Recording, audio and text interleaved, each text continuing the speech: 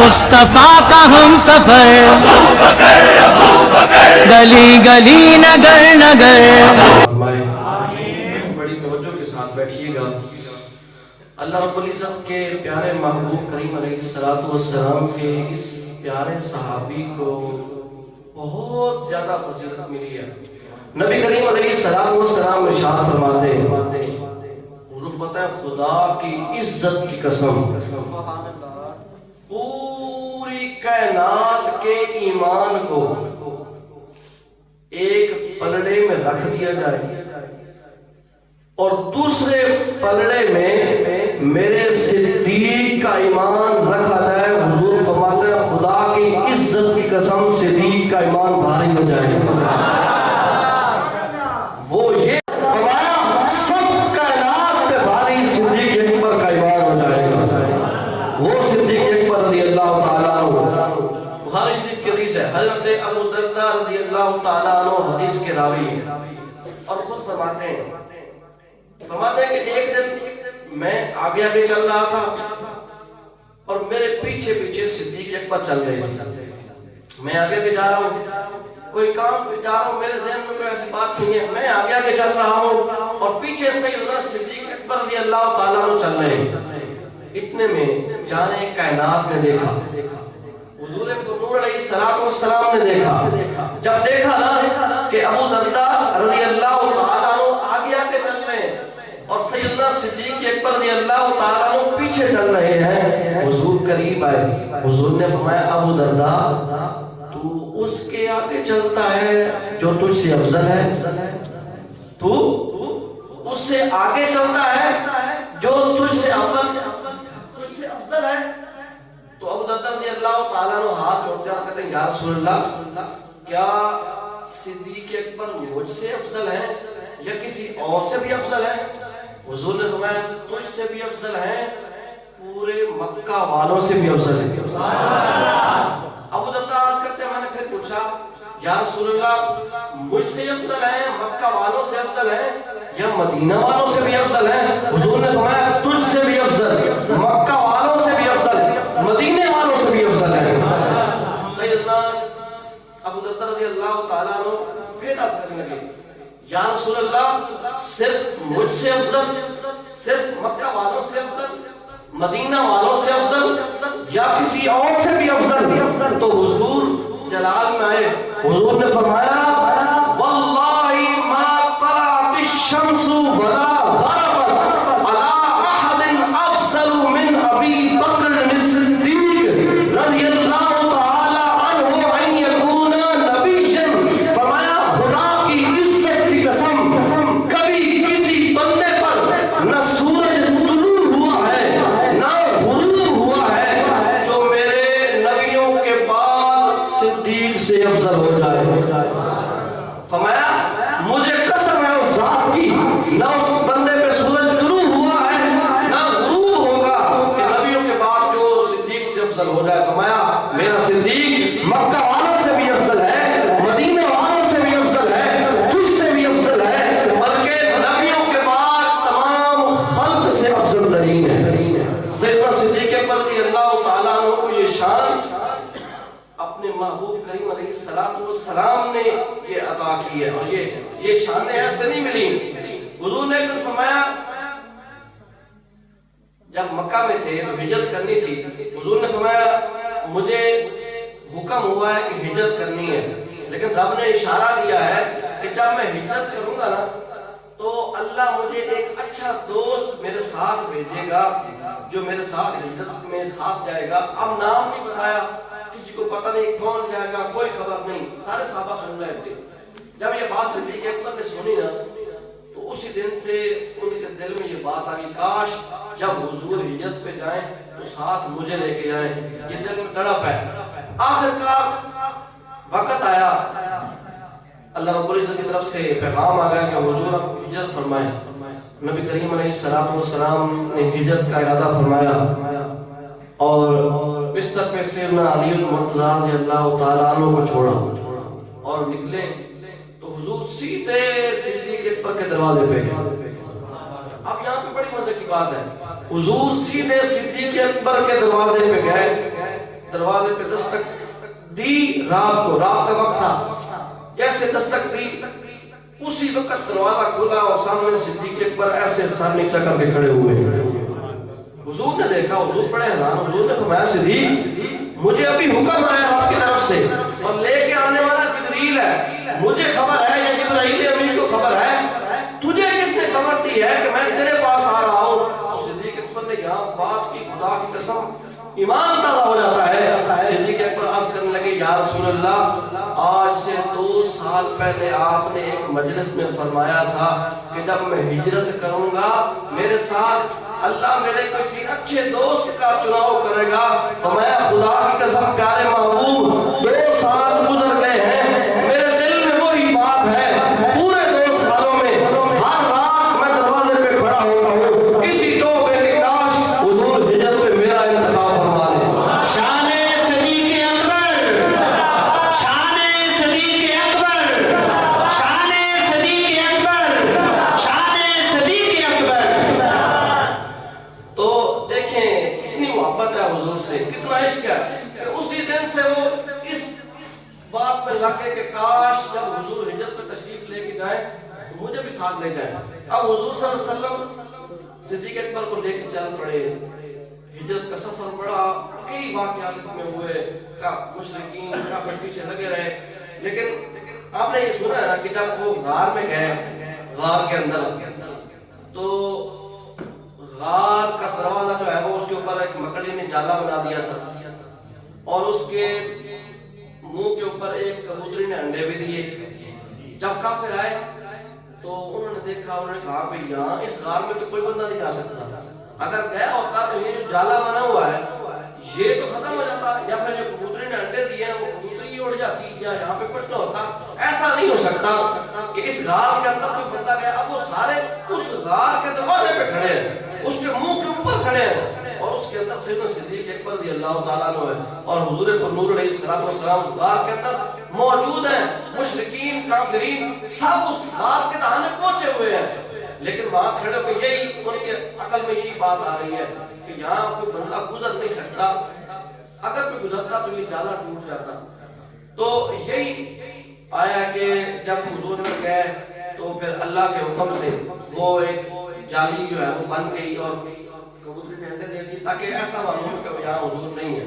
یہاں ایک مفکر ہے، ان کا نام علامہ مظہر آلوسی کو اس طریقے سے انہوں نے اپنی کتاب کے اندر لکھا ہے. انہوں نے کہا کہ میں اس بات کو تسلیم نہیں کرتا کہ وہ جو جالا بنا تھا نا اور کبوتری نے انڈے دیے تھے وہ حضور کے اندر جانے کے بعد ہی، وہ کہتا ہے کہ وہ جالا پہلے سے ہی بنا ہوا تھا اور کبوتری نے انڈے بھی پہلے دیے ہوئے تھے، جب حضور جانے لگے تھے تب بھی جالا تھا. اب سوال پیدا ہوتا ہے، انہوں نے یہ بات لکھی ہے اگر پہلے سے ہوتا جیسے حضور چلتے تو وہ ٹوٹ جاتا نا، وہ ختم ہو جاتا. وہ کہتے ہیں کہ اس بات کا جواب میرے پاس ہے. انہوں نے بات بڑی کمال کی، انہوں نے کہا نبی کریم علیہ السلام ہم جیسے نہیں ہیں، جیسے ہم ہیں حضور ہمارے جیسے نہیں ہیں، حضور نور ہے. کیا ہے؟ حضور نور ہے. بڑی سمجھنے والی بات ہے، حضور نور ہے، نور. اور وہ کہتے ہیں کہ حضور وہاں سے گزر گئے. اب میں ایک چھوٹی سی مثال دیتا ہوں، نور کیا ہوتا ہے؟ اب یہ آنکھیں اللہ نے دی ہیں نا، تو یہ آنکھیں اللہ کا نور ہے. اب میں ان آنکھوں سے اس چشمے سے دیکھ رہا ہوں تو میری نظر اس چشمے کو کراس کر کے آپ تک جا رہی ہے، یہاں سے گزر رہی. چشمہ ٹوٹا تو نہیں نا، میں دیکھ رہا ہوں اس کے اندر سے آپ کو دیکھ رہا ہوں، چشمہ ٹوٹا نہیں. نور یہاں سے کراس ہو گیا. نور ہوتا ہے کثیف، یعنی وہ کس چیز کے اندر، کسی سخت چیز کے اندر جو ہے وہ اس کو کوئی اثر نہیں ہوتا، وہ گزر جاتا ہے. تو اب جیسے یہ آنکھیں نور ہیں، اب یہاں سے آپ کو بھی دیکھ رہی ہیں، ٹوٹی تو نہیں ہے. اگر میں یہاں سے انگلی کو سے دکھاؤں گا تو وہ تو ٹوٹ جائے گی نا. اللہ کا نور ہے آنکھیں. مثال دے رہا ہوں، حضور نور ہے. تو حضور جب گزرے نا تو نور تو ایسے ہی گزر گئے، وہ جالا ایسے رہا، حضور گزر گئے. اب پھر ایک اور سوال پیدا ہوتا ہے، اچھا حضور تو نور ہے، حضور گزر گئے، جو ساتھ یاد تھا وہ کہاں گئے؟ جو ساتھ یاد تھے سیدنا صدیق اکبر رضی اللہ تعالیٰ عنہ جو ساتھ تھے، اب وہ گزرتے، اب تو زیادہ ٹوٹنا بنتا تھا نا. تو انہوں نے لکھا نہیں، ایسی بات نہیں ہے. حضور نور ہیں لیکن جس کے ساتھ حضور لگتے ہیں اس کو بھی نور کر دیتے ہیں. حضور نور ہیں لیکن حضور جس کو ٹچ کر دیں مس کر دیں حضور اس کو بھی نور بنا دیتے ہیں. صدیق اکبر وہ ہستی ہے خدا کی قسم غار ثور آپ دیکھیں نا تو ہزاروں فٹ کی بلندی ہے. صدیق اکبر نے نبی کریم علیہ السلام کو اٹھایا اپنے کندھوں پہ اٹھایا اور اس غار کے اوپر چڑھے سفر کیا اور سیدنا صدیق اکبر کی چھاتی کے اوپر حضور کے قدم مبارک رکھتے تھے. حضور کے قدم مبارک صدیق کی چھاتی پہ لگتے تھے. ایک فقہی مسئلہ بھی بیان کر دوں. عمرے پہ جاتے ہیں نا صفا مروہ پہ دوڑتے ہیں. کیوں دوڑتے ہیں؟ کیوں؟ وہاں پہ اللہ کی نیک بندی سیدہ حاجرہ کے قدم لگے تھے. وہ دوڑی تھی. اب کوئی حاجی جاتا ہے یا عمرہ کرنے جب تک وہ صحیح نہ کرے عمرہ ادا نہیں ہوتا حج ادا نہیں ہوتا. صفا مروہ پہ دوڑنا پڑتا ہے. کیوں؟ وہاں اللہ کی نیک بندی سیدہ حاجرہ کے قدم لگے. اتنی افضل ترین شعائر اللہ بن گئی. فرماتا ان الصفا والمروہ من شعائر اللہ. بے شک صفا مروہ میری نشانیاں ہیں. کیوں؟ وہاں پہ اللہ کی نیک بندی کے قدم لگے ہیں. اب ایمان والوں تم بتاؤ جہاں حاجرہ کے قدم لگے وہ رب کی نشانی بن جائے اور جس صدیق کی چھاتی پہ حضور کے قدم لگے صدیق کا عالم کیا ہوگا. شان صدیق اکبر شان صدیق اکبر شان صدیق اکبر تاجدار ختم نبوت تاجدار ختم نبوت من سب نبی جان من سب نبی جان من سب نبی جان تاجدار ختم نبوت. وہ صدیق جس کی چھاتی پہ حضور کے قدم لگتے رہے. حضور غار ثور پہ جا رہے ہیں ہزاروں فٹ کی بلندی ہے. صدیق کے سینے پہ حضور کے قدم لگ رہے ہیں. اب اس صدیق کی شان کا عالم کیا ہوگا جس کے اوپر سوار بھی ختم المرسلین ہے خاتم النبیین ہے نبیوں کے سلطان ہے اور قدم بھی چھاتی پہ لگ رہے ہیں. اور اس میں بڑی دلیل کیا ہو سکتی ہے؟ حضور غار میں گئے وہاں راتیں گزاری. جب مدینہ پہنچے سارے محدثین نے یہ حدیثوں میں لکھا جب مدینہ شریف پہنچے تھے نا ہجرت کر کے سفر ختم ہوا صدیق اکبر رضی اللہ تعالیٰ عنہ ساتھ تھے. جب مدینہ طیبہ پہنچے نا تو خدا کی قسم مدینہ والوں کو یہ بات سمجھنا مشکل ہو گئی تھی کہ حضور کون ہے صدیق کون ہے. یہ بات کتابوں میں موجود ہے. جب اہل مدینہ نے دیکھا ادھر بھی نور چمک رہا ہے ادھر بھی نور چمک رہا ہے. اب مدینہ والوں کو پہچان کرنا مشکل ہو گئی کہ نبی المرسلین کون ہے اور ساتھ غلام کون سا ہے. صدیق اکبر نے دیکھا نا کہ لوگوں کو یہ ذہن میں بات آ رہی ہے ان سے پہچانا نہیں جا رہا کہ آقا کون ہے غلام کون ہے. تو سیدنا صدیق اکبر رضی اللہ تعالیٰ نے اپنا جامہ شریف اتار کے نبی کریم علیہ السلام کے اوپر ایسے سایہ کر دیا. اور پھر ان کو پتہ چل گیا کہ حضور صلی اللہ علیہ وسلم یہ ہیں اور یہ غلام سیدنا صدیق اکبر ہے. اب یہ بتائیے کیسے ہوا؟ یہ اس لیے کہ جب وہ 3 راتیں گزاری ہیں ساتھ اور سفر اتنا لمبا کیا. حضور نور بھی ہیں نور کر بھی دیتے ہیں. حضور نور بھی ہے اور نور کا رنگ چڑھا بھی دیتے ہیں. صدیق اکبر ساتھ تھے تو ان کو بھی نور بنا دیا. سیدنا صدیق اکبر کی شانوں کے کیا کہنے. صدیق نے جیسے وفا کی ہے نا پھر رب نے انعامات میں صدیق کو ایسے نوازے ہیں کہ بندے کی سوچ سے بھی باہر ہے. اب یہاں بڑی کمال کی بات ہے. نبی کریم علیہ السلام معراج پہ گیا. معراج پہ جب وہ سدرۃ المنتہا سے بھی گزر گئے مقام محمود وہ جتنے بھی مقامات آتے ہیں گزر گئے قریب پہنچے تو وہاں نبی کریم علیہ السلام کو اپنے یار کی یاد آئی. صدیق اکبر تو وہاں بھی نہیں بھولے کیونکہ صدیق اکبر کی وفائیں ہیں. صدیق اکبر نے قربانیاں دی ہیں. اب حضور معراج پہ عرش سے بھی اونچے وہاں بھی صدیق کو حضور نہیں بولے، حضور کو صدیق اکبر کی یاد آئی اور دل میں یہ بات آئی کاش یہاں میرے ساتھ میرا یار صدیق بھی ہوتا۔ کتنی مزے کی بات ہے، کاش دوستی کا حق ادا ہو گیا۔ خدا کی قسم حضور وہاں پہنچے، کتنی بلند و بالا مرتبے میں فائز، اور یاد کس کی؟ صدیق اکبر کی۔ کاش میرے ساتھ میرا یار صدیق بھی ہوتا، یہ دل میں بات آئی۔ تو ہوا کیا؟ آواز آئی، اسی وقت آواز آئی، وہ عربی کے الفاظ ہیں کہ آواز آئی تو نبی کریم علیہ السلام نے جب آواز سنی تو حضور ایسے اچانک بڑے حیران ہوئے کہ حضور نے جب آواز سنی کہ حضور نے کہا، آپ نے فرمایا کہ یہاں صدیق کہاں سے آ گیا؟ یہ تو صدیق کی آواز ہے۔ حضور کو آواز آئی تو سیدنا صدیق اکبر کی آواز کانوں میں پڑی، حضور حیران ہوئے کہ یہاں صدیق کی آواز کہاں سے آئی؟ تو پھر اللہ رب العزت کی طرف سے دوبارہ آواز آئی، اے میرے پیارے محبوب گھبراؤ نہ، آپ کو آپ کی یار کی یاد آ رہی تھی، میں رب ہو کر صدیق کی آواز میں بول رہا تھا۔ سبحان اللہ، سبحان اللہ، شان صدیق اکبر، شان صدیق اکبر، شان صدیق اکبر۔ میں رب ہو کر صدیق کی بولی بول رہا تھا۔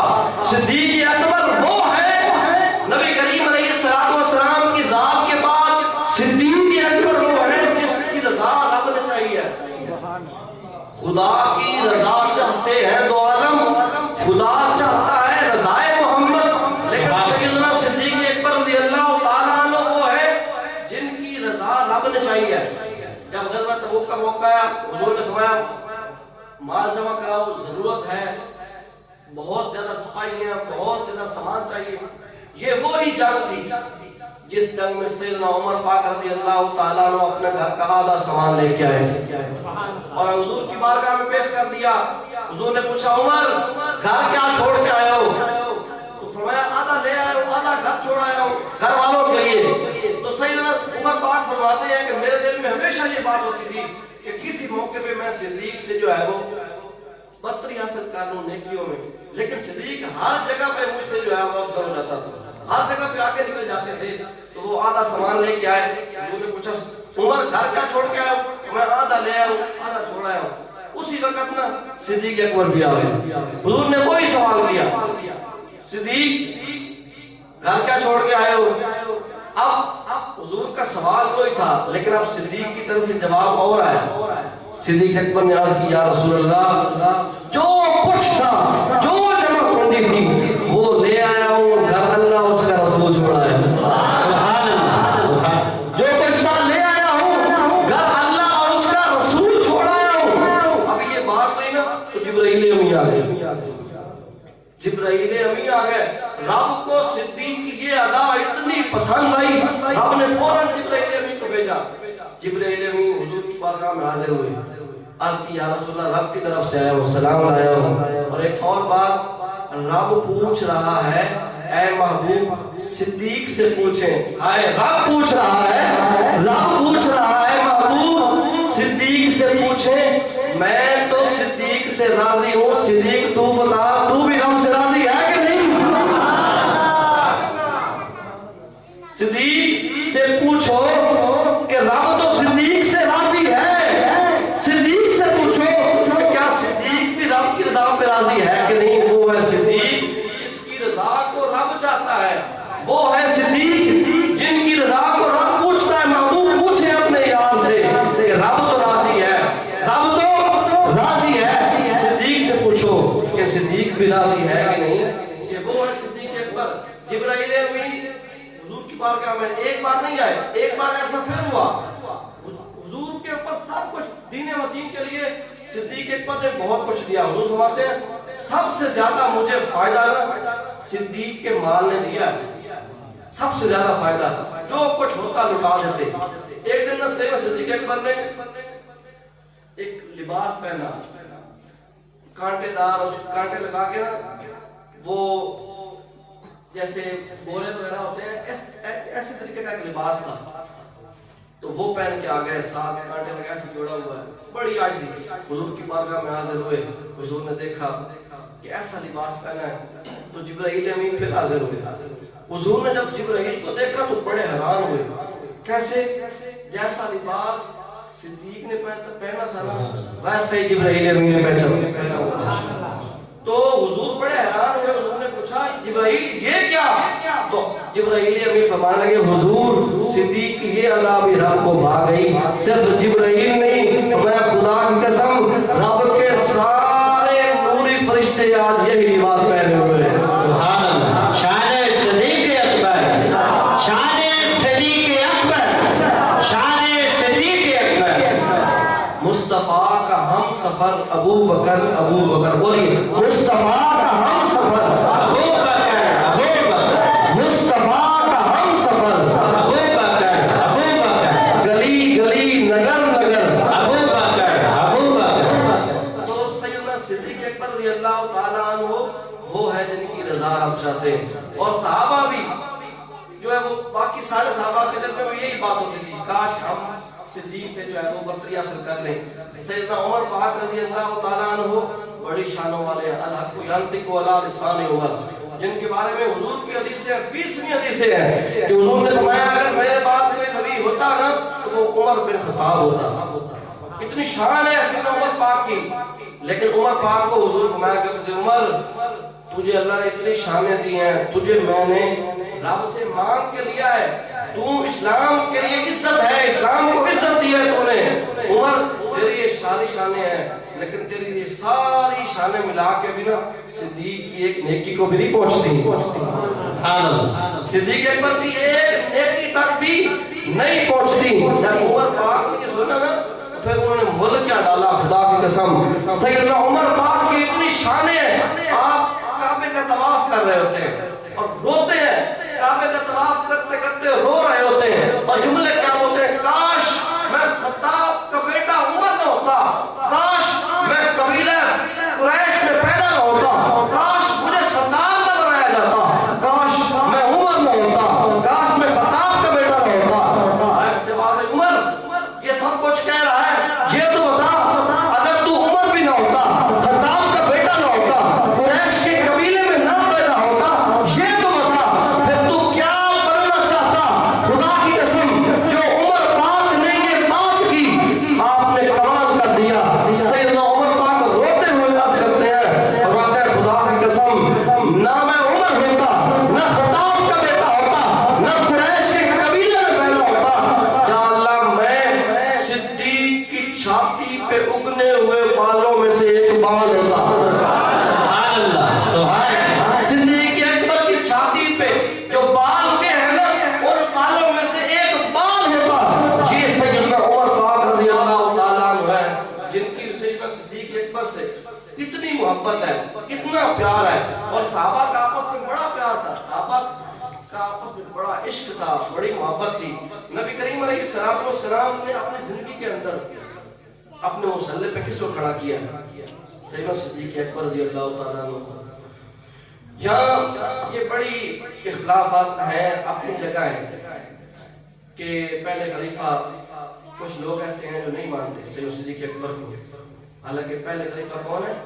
خلیفہ بلا فصل حضرت سیدنا صدیق اکبر رضی اللہ تعالیٰ عنہ، اور سیدنا صدیق اکبر رضی اللہ تعالیٰ عنہ حضور کے وصال کے بعد نا سیدنا علی المرتضیٰ خود آپ فرماتے ہیں، خود، اور یہ اعلیٰ حضرت نے اپنی 28ویں جلد کے اندر یہ لکھی ہے بات۔ سیدنا علی المرتضیٰ سے پوچھا گیا نا کہ آپ ابو بکر کی امامت کے بارے میں کیا کہتے ہیں، یہ ساری زندگی آپ نے یاد رکھنا ہے۔ سیدنا علی سے پوچھا گیا اے علی آپ ابو بکر کی امامت کے بارے میں کیا کہتے ہیں؟ تو سیدنا علی المرتضیٰ رضی اللہ تعالی عنہ آپ فرماتے ہیں کہ مجھے نبی کریم علیہ السلام نے ارشاد فرمایا یا علی سألت اللہ ان یقدمک ثلاثۃ، کہ مجھ سے نبی کریم علیہ السلام نے مجھے اکیلے بلایا اور مجھ سے یہ فرمایا کہ علی میں نے تیرے بارے میں رب سے 3 بار یہ کہا کہ مصلی پہ علی کو لے کے آؤ، رب سے یہ کہا کہ مصلی پہ علی کو لے کے آؤ، لیکن ہر بار ادھر سے آواز آئی نہیں، مصطفیٰ کی حق صدیق اکبر کا ہے۔ یہ خود سیدنا علی المرتضیٰ رضی اللہ تعالیٰ عنہ آپ نے خود فرمایا اور سب صحابہ کو بتایا۔ پہلے خلیفہ حضرت سیدنا صدیق اکبر رضی اللہ تعالیٰ عنہ ہے۔ آخری بات پر اجازت چاہتا ہوں، نبی کریم علیہ السلام کے اس صحابے کو اتنی شانیں ملی ہیں، اور منہا خلقناکم فیہا نعیدکم ومنہا نخرجکم تارۃ اخری۔ رب فرماتا ہے جو بندہ پیدا ہوتا ہے نا، جہاں سے اس سے مٹی لی جاتی ہے نا، وہ بندہ وہیں اس مٹی میں دفن ہوتا ہے، اور جب بچہ کو پیدا ہوتا ہے نا تو جبرائیل امین سے فرمایا جاتا ہے کہ مٹی اٹھاؤ، خمیر اس کا جو جہاں سے لیا گیا ہے مٹی، جب تو بچہ پیدا ہوتا ہے تو اس کی ناف کے اندر چھڑک دی جاتی ہے، اسی وقت جس مٹی سے اس کو بنایا جاتا ہے نا بچے کو، اسی مٹی میں اس نے دفن ہونا ہوتا ہے۔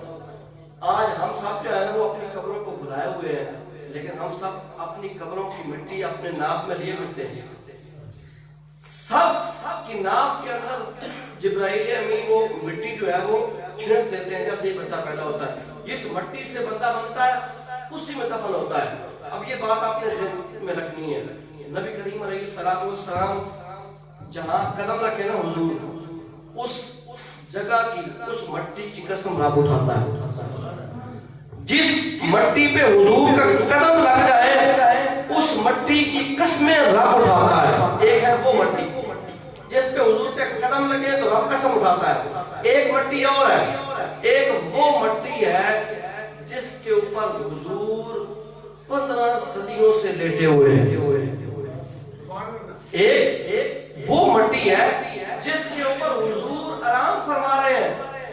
تو تمام محدثین کا، مفکرین کا یہ فیصلہ ہے کہ جس مٹی کے اوپر حضور آرام فرما رہے ہیں وہ 8 جنتوں سے بھی افضل، رب کے عرش سے بھی افضل، ہر چیز سے افضل وہ مٹی ہے جس مٹی کے اوپر حضور آرام فرما رہے ہیں۔ ٹھیک ہے، آپ کی بات سمجھنی ہے۔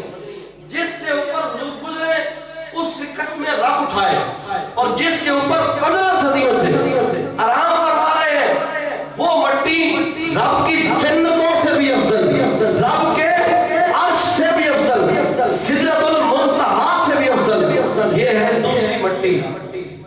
اور تیسری مٹی وہ ہے جس مٹی سے حضور کا پیکر بشری بنا ہے۔ سبحان اللہ۔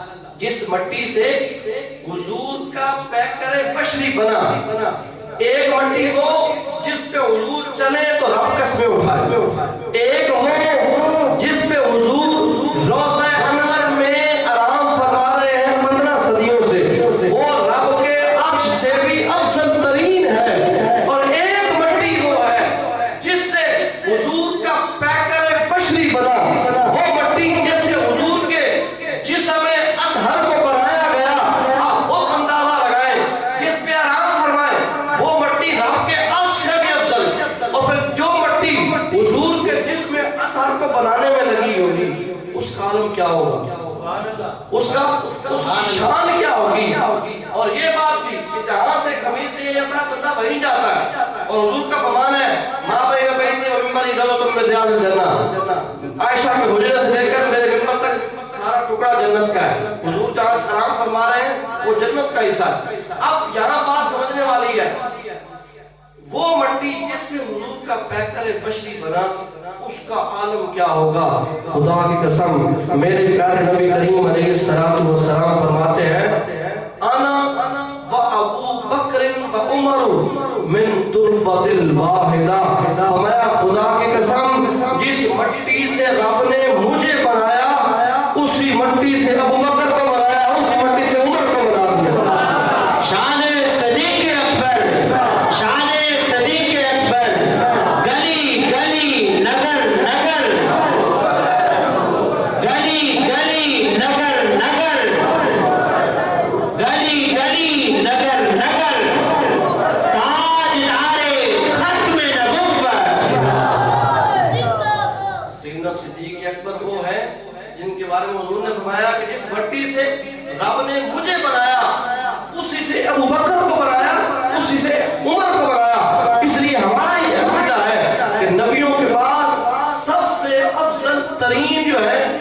سیدنا صدیق اکبر ہے اور سیدنا عمر پاک رضی اللہ تعالیٰ عنہ ہے. یہ آپ نے یاد رکھنا ہے. پہلے خلیفہ کون ہے؟ حضرت سیدنا صدیق اکبر رضی اللہ تعالیٰ عنہ پہلے خلیفہ ہیں اور حضور کے یار غار بھی ہیں اور اب بھی کہاں ہیں؟ حضور کے ساتھ ہی ہیں. آپ بھی حضور کے ساتھ آرام فرما رہے ہیں. تو آج کا ہمارا جو ہے یہ پروگرام حضرت سیدنا صدیق اکبر رضی اللہ تعالیٰ عنہ کے حوالہ سے تھا. اللہ ہماری اس حاضری کو قبول فرمائے اور ساتھ ہی اس محفل پاک کو ہم نے یہ سارے ثواب کیا تھا. حضرت علامہ مولانا شیخ القرآن مناظر اسلام حضرت علامہ مولانا سعید احمد اسد رحمۃ اللہ علیہ، ان کا بھی جو ہے وہ وصال ہوا ہے. تو وہ بہت بڑے عالم دین تھے. انہوں نے اہل سنت کے لیے بہت بڑی جنگیں لڑی ہیں اور بہت سے مناظرے کیے. بہت بڑے عالم تھے، کامل عالم تھے. اللہ ان کی قبر پر کروڑوں رحمتوں کا نور فرمائے. اور ہمارے استاد بھی ہیں. تو آج کی محفل پاک ان کے لیے آپ سارے جو ہے ایک دفعہ سورہ فاتحہ پڑھ لیجئے اور 3 دفعہ کل شریف پڑھ لیجئے، پھر ذکر کرتے ہیں.